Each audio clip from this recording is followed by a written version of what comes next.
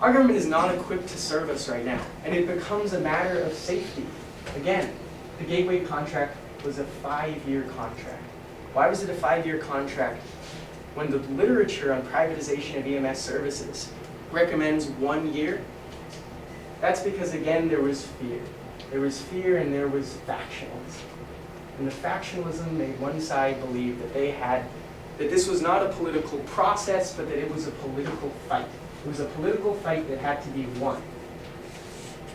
They pushed it through, and they were worried that even if it was the right idea, a few years later, because it was a political fight, another side would be in power. There would be a political change. They would bring a new faction into control, and they would get rid of the EMS privatization, regardless of whether it was the right thing.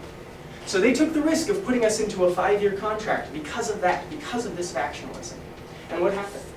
Our only mechanism to escape this contract, if it didn't work, was built on data. It was built on the idea that we would be able to see if things are working.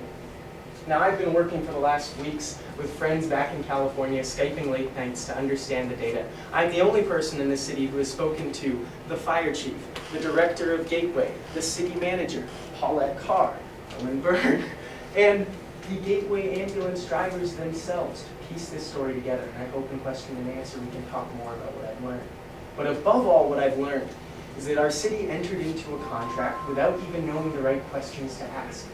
The columns in the Excel sheets Gateway sends us changed month to month because our city didn't even think to discuss that in advance.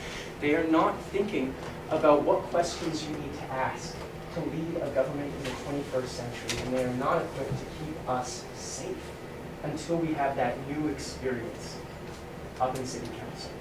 That's what I will bring.